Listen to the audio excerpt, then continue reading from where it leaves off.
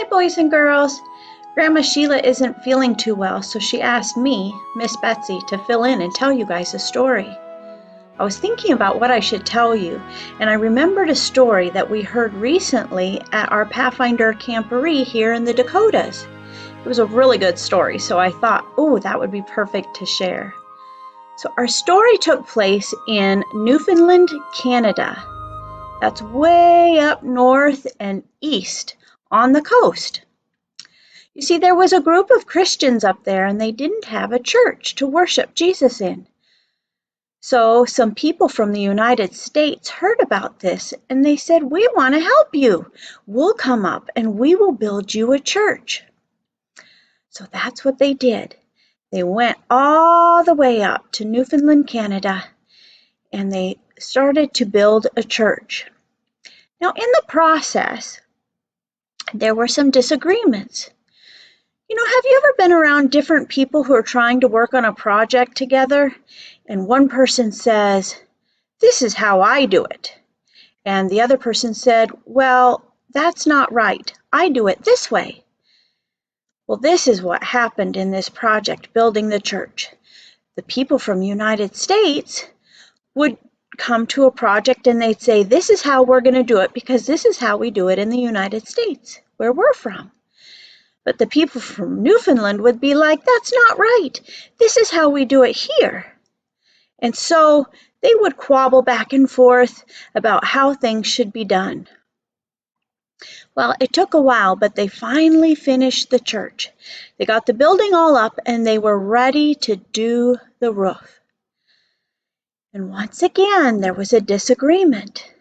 The people from the United States say, "When we put the roof on, we use this much tar to put under the shingles." And the people from Newfoundland said, "Well, that's not right. You need to use 2 times that amount of tar to put on the shingles." So they disagreed back and forth about who was right and what was the right way to do it.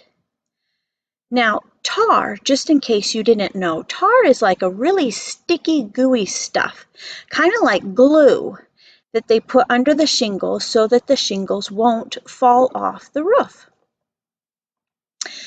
So remember, the people from the United States said that you use this much, and the people from Newfoundland says, "No, you need to use 2 times that amount of the tar glue under the shingles in order to keep them on tightly."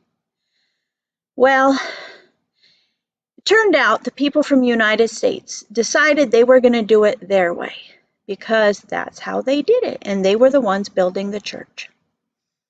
So they got the church all done, and it was wonderful because now the people from Newfoundland had a place to worship God.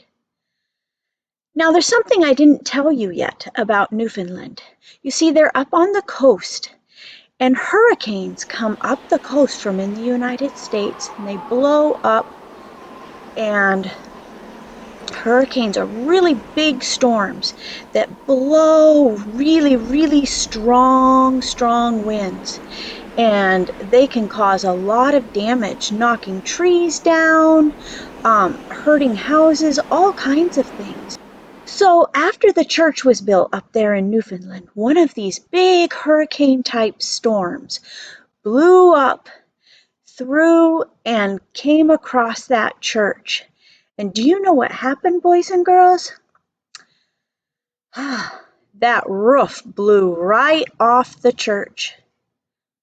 Why? Because the people from the United States who were building the church had decided to do it the way they wanted to do it, and they hadn't listened to the people that lived there in Newfoundland. Now, why do you think the people in Newfoundland wanted to put twice as much tar on their roof? Because they knew about the big storms that came through, and they knew that they needed extra glue to hold it on, or it would blow away, and that's exactly what happened. You see, boys and girls, there's a big lesson we can learn from this story. Each one of us are preparing to go live somewhere we've never been before. We are preparing to go live eternally with God in heaven. And God is from heaven. And He has sent us a special guidebook, the Bible, to teach us how to prepare to live in heaven, how we will be happy there, how the people in heaven live, like through kindness and loving and selflessness. Now we can say, well, here on earth we do things this way, so that's the way I'm going to do things. But you know what? If we do things that way, then we won't be ready to live in heaven with Jesus someday.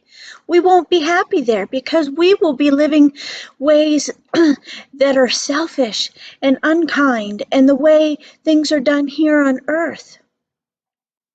But if we choose to follow God's Bible, His guidebook that He has prepared for us, and we follow the way He's taught us to live, then we will be ready to live forever with Him in heaven, and we will be happy there.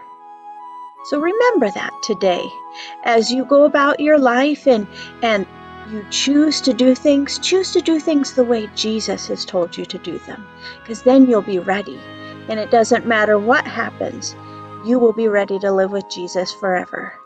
Thank you, boys and girls, for listening to the story today. Bye.